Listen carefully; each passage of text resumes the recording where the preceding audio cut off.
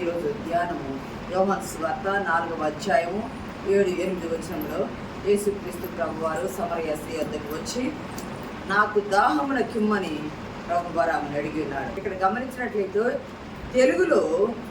తెలుగు బైబిల్లో ఇవ్వబడ్డ మాట 7వ వచనంలో సమరయ స్త్రీ ఒకటి వచ్చి నీళ్లు చేదుకొనుటకు అక్కడికి రాగా యేసు నాకు దాహమున కిమ్మని ఆమెను అడిగాను. నాకు దాహమున కిమ్మని ఆమెను అడిగాను. కానీ ఇక్కడ క్వశ్చన్ మార్క్ లేదు. తెలుగు బైబిల్లో క్వశ్చన్ మార్కు అనేది లేదు. నాకు దాహమున కిమ్మని అడగనే ఉంది. కానీ ఇంగ్లీష్ బైబిల్లో అయితే will you give me A drink, will you give me A drink. English బైబిల్లో క్వశ్చన్ మార్క్ పెట్టుంది. అంటే ప్రభు వారు ఆమెను ప్రశ్న వేస్తున్నారు. నీవు నాకు దాహానికి నీళ్ళు ఇస్తావా, నువ్వు నాకు దాహానికి ఇవ్వమ్మా అని ప్రశ్న క్వశ్చన్ మార్క్ పెట్టారనమాట. ఇక్కడ గమనిస్తే ఇది ఎప్పుడు జరిగిన సందర్భం అయ్యా అంటే యేసుక్రీస్తు ప్రభు వారు పరిచర్య బాగా ఉజ్జీవంగా జరుగుతున్న సమయంలో, యేసుక్రీస్తు ప్రభు వారి పరిచర్య ఉజ్జీవంగా జరుగుతున్న సమయంలో అక్కడ ఎవరు పాలన చేస్తున్నారయ్యా యోదయాని అంటే హేరోదు రాజు పాలన చేస్తా ఉన్నాడు. అప్పటికే యూదయ ప్రాంతాన్ని హేరోదు పాలన చేస్తున్నప్పుడు అంతకుముందు కొద్ది దినముల ముందే బాప్తిస్మిచ్చి యోహాన్ని మకేరస్ అనే ఒక కోటలో బంధించాడు. బాప్తిస్మిచ్చి యోహాన్ని హేరోదు బంధించేశాడు, చెరసాల వేశాడు. మకేరస్ అనే ఒక కోటలో బంధించి వేశాడు. ఆ పరిస్థితిలో యోదయాలు యేసుక్రీస్తు ప్రభు వారు తన శిష్యులు బాప్తిస్మ ఇస్తున్నారు. ప్రభు అయితే ఇవ్వలేదు, కానీ ఈ 4వ అధ్యాయం మొదటి వచనాల్లో ప్రభు అయితే బాప్తిస్మ ఇవ్వలేదు, కానీ శిష్యులు అనేకులకు బాప్తిస్మ ఇస్తున్నారని తెలిసి, అది హేరోదుకు తెలిసి మళ్ళా ఎక్కడ యేసు ప్రభు వారిని బంధిస్తారని యోదయ ప్రాంతం నుండి గలిలయ దేశానికి వెళ్ళాలనుకుంటున్నారు ప్రభు వారు.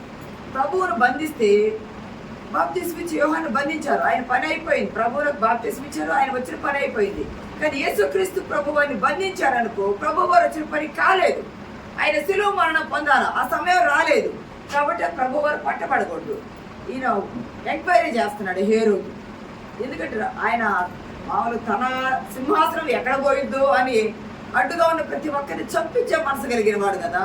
యేసుక్రీస్తు ప్రభు వారిని రాజులకు రాజు అనుకుంటున్నారు. ఎక్కడైనా రాజు అవుతే నా రాజరికానికి ఇబ్బంది ఏముందని ఆయన ఎంక్వైరీ చేసే మైండ్లో ఉన్నప్పుడు ప్రభు వారు అది తెలుసుకొని అక్కడ నుండి యోదయ దేశం నుండి గలిలయ దేశానికి వెళుతూ ఉన్నారు. గలిలయ దేశానికి వెళ్ళే సమయంలో ఇంతకుముందు కూడా చెప్పాను, పైన ఉన్నది మ్యాప్లో పైన ఉన్న ప్రాంతము గలిలయ దేశము, క్రింద ఉన్నది యోదయ దేశము, మధ్యలో సమరయ దేశము. గలిలయ, యోదయ, మధ్యలో సమరయ 3 దేశాలు వరుసగా ఉంటాయి. గమనించండి, మ్యాప్లో చూడటానికి కంటికి దగ్గరగా ఉంటుంది. కంటికి దగ్గరగా ఉంటుంది. కంటికి దగ్గర గారి కాలికి దూరం. ఇక్కడ ప్రభువారు యోదయ దేశము నుండి గలిలయ దేశానికి వెళ్ళబోతూ ఉన్నారు. వెళ్ళాలి అంటే మధ్యలో సమరయుల దేశం గుండా వెళ్ళాలి, సమరయుల ప్రాంతం గుండా వెళ్ళాలి. సమరయుల ప్రాంతం గుండా వెళ్ళేటప్పుడు 30 మైళ్ళు దూరము ప్రయాణం చేస్తారు ప్రభు వారు. 30 మైళ్ళు దూరం ప్రయాణం చేస్తే అక్కడ పోయి సమరయలో సుఖారు అనే ఒక బావి యొద్ద ప్రభు వారు అలసిపోయిన వారికి వచ్చినారు. మధ్యాహ్నం 12 గంటలైందని చెప్పారు. అసలు సమరయ అనేవాడు, సమరయులు ఎవరు? సమరయుల చరిత్ర కానీ మనం గమనించినట్లయితే సమరయులు అనేవాళ్ళు షోమురోను అని పిలువబడే పట్టణాన్ని ఇశ్రాయేలు రాజు ఒమ్రీ అంటారు.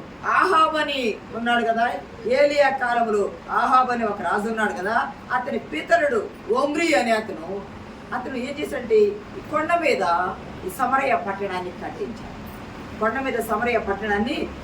మొదటి రాజుల గ్రంథం 16వ అధ్యాయము 24లో వచ్చేవాడిది. అతని తర్వాత రాజులందరూ కూడా సమరయాని రాజధానిగా చేసుకున్నారు. ఈ షోమ్రోన్కి సమరయాన్ని రాజధానిగా చేసుకుని పరిపాలన చేస్తారు. ఇతను 4 మణుగుల వెండి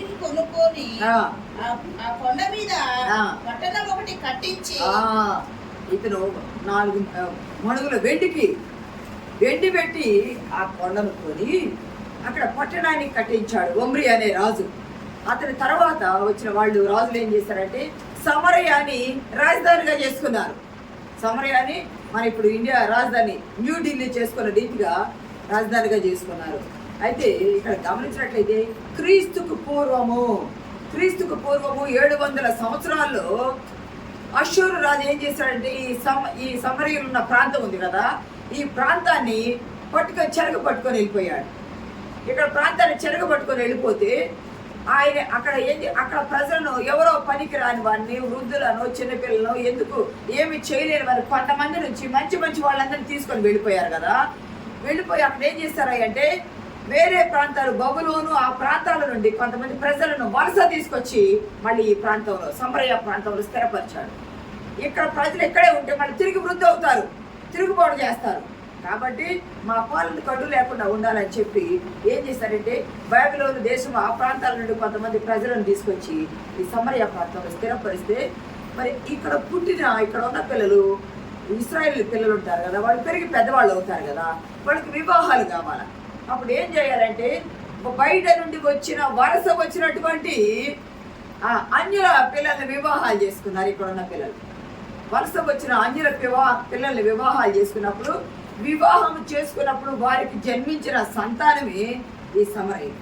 అయితే యజ్రా, నెహెమ్యా, జెరుబాబేలు కాలంలో కోరెషు రాజు పాలన వీళ్ళు తిరిగి వచ్చారు కదా, బబులోను నుండి తిరిగి వచ్చి దేవాలయాన్ని నిడిదిన చెప్తున్న దేవాలయాన్ని పునర్నిర్మించాలి అనుకున్నారు కదా. నెబుకద్నెజరు కాల్చివేసిన దేవాలయాన్ని కట్టాలి అనుకున్న సమయంలో ఈ సమరయులు అనే వాళ్ళు అనబడిన వాళ్ళు వీళ్ళు వచ్చి సమరయ దేశం నుంచి యెరూషలేముకు వచ్చి మేము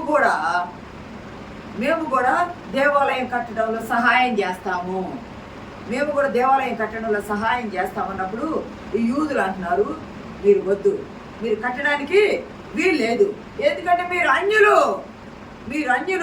అన్య జాతి వాళ్ళు, మీరు యూదులు శ్రేష్టమైన యూదులు కాదు అని వాళ్ళను అన్యులుగా ఎంచారు. ఎందుకంటే వేరే వాళ్ళని వివాహాలు చేసుకొని వారి ద్వారా జన్మం ఇచ్చారు కాబట్టి, యూద జాతి నుండి కాదు కాబట్టి మీరు వద్దు, మీరు అన్యులు, వెలివేయబడిన వారు, మీరు కట్టడానికి లేదని వారిని సమరయులు అంటే వేరుపరచబడిన వారుగా వారు చేసి వారిని కట్టడానికి ఇష్టం లేదు. అప్పుడు దాకా యెరూషలేము దగ్గరకు వచ్చి అక్కడ యెరూషలేము దేవాలయం దగ్గర ఆరాధన చేస్తూ ఉండే ఈ సమరయులు ఏం చేశారంటే, ఇంకా మాకు యెరూషలేముతో పని లేదు, మమ్మల్ని ఇక్కడ రానివ్వట్లేదు, ఈ దేవాలయ ఈ పనిలో నిర్మాణంలో మమ్మల్ని కొనసాగిన వల్ల మమ్మల్ని అంటరాని వారుగా వెలివేసిన వారుగా మీరు మమ్మల్ని చూస్తున్నారు కాబట్టి మేము మీ దగ్గరకు రామని వీళ్ళు వెళ్ళిపోయి సమరయ దేశంలో గెరేజీము అనే ఒక కొండ ఉంది. గెరేజీము అనే ఒక కొండ ఉంటే ఆ కొండ మీద, ఆ పర్వతం మీద వీళ్ళు ఏం చేస్తారు, ఒక దేవాలయాన్ని కట్టుకున్నారు. ఆ గెరేజీము పర్వతం మీద ఒక దేవాలయాన్ని కట్టుకొని అక్కడ దేవుడిని ఆరాధన చేయడం ప్రారంభించారు. గమనించండి, యూదులైతేనేమో పాత నిబంధన అంతా తోరా తనకు అంతా కూడా ఈ తాల్ముడు గ్రంథం అన్నీ చేస్తారు.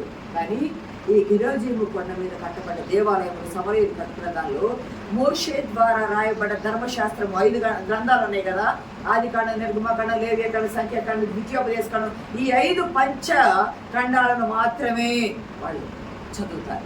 మిగతా ప్రవక్తల గ్రంథాలు కానీ ఏమీ చదవరు, ఈ 5 మాత్రమే చదువుతారు. యెరూషలేము దేవాలయం వద్దకు రారు.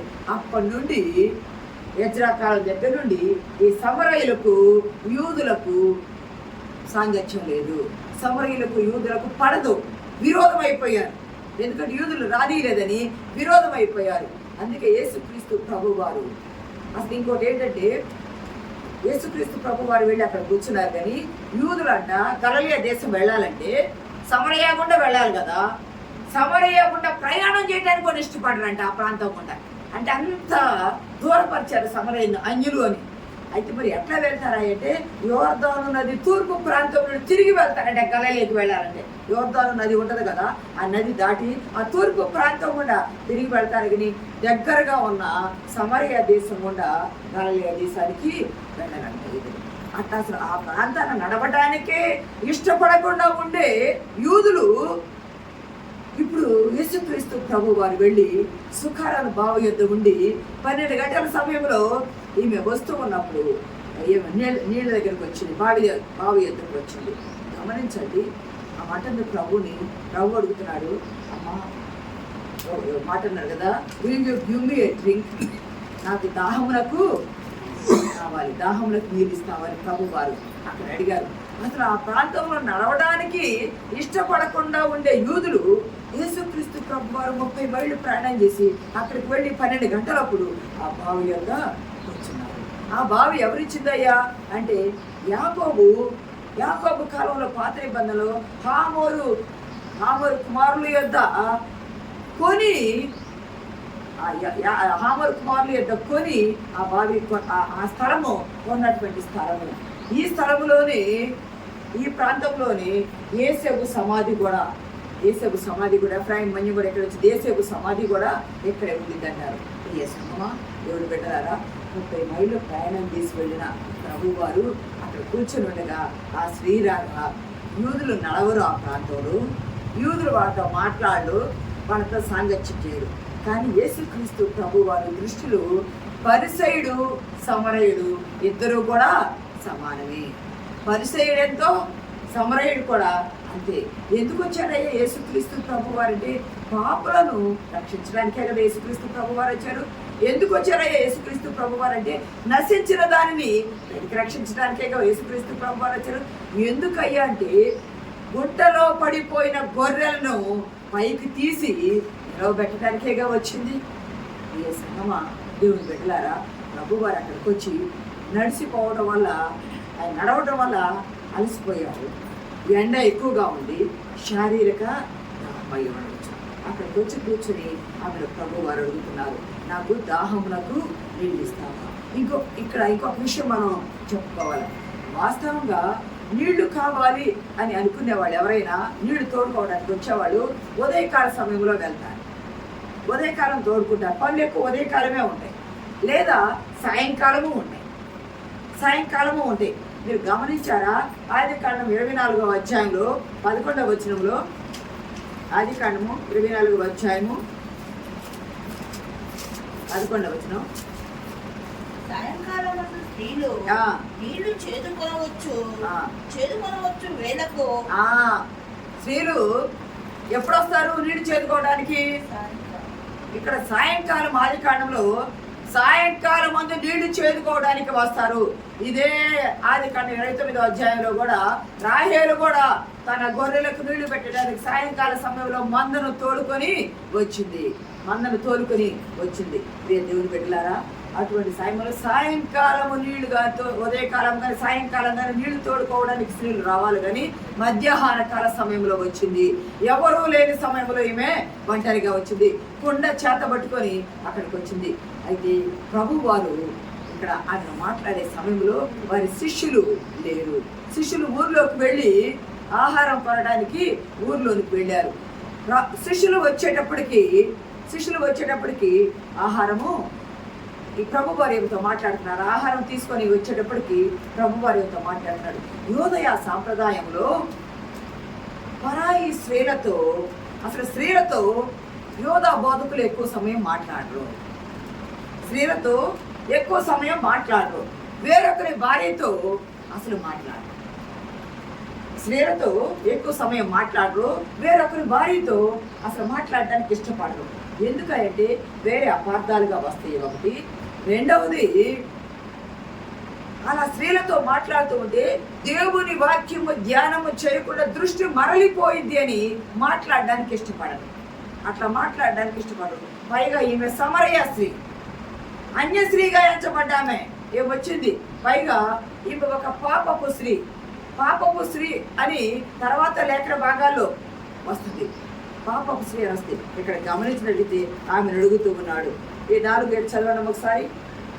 సమరయ స్త్రీ ఒక్కతే నీళ్లు చేదుకొనుటకు అక్కడికి రాగా యేసు నాకు దాహమునకిమ్మని ఆమెను అడిగాడు. యేసు నాకు దాహమునకిమ్మని ఆమెను అడిగాడంట. ఆమెను అడగగా ఆమె చెప్తుందయ్యా, మీరు యూదులు కదా, యూదులైన మీకు సమరయులైన మాతో సాంగత్యం లేదు కదా, లేదు కదా, నేను ఇచ్చే నీళ్ళు ఎలా తాగుతానంటే ప్రభు అన్నాడు, నీవు ఇచ్చే నీళ్లు తాగితే మరలా దప్పికవుతుంది. కానీ నేను ఇచ్చే నీరు తాగితే ఇంకా నీకు ఎన్నడూ కూడా దప్పిక కాదంటే వారిద్దరి మధ్య సంభాషణ జరుగుతుంది. ఇంకెన్నడూ కూడా దప్పిక కాదంటే ఆమె అంటే, దయా ఇంత దూరము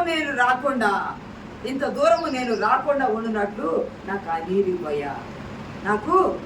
ఇవ్వయ్యా ఆయన అంటే ప్రభు అంటాడు. మళ్ళీ ఆమె ప్రశ్నల మీద ప్రశ్నలు వేస్తుంది.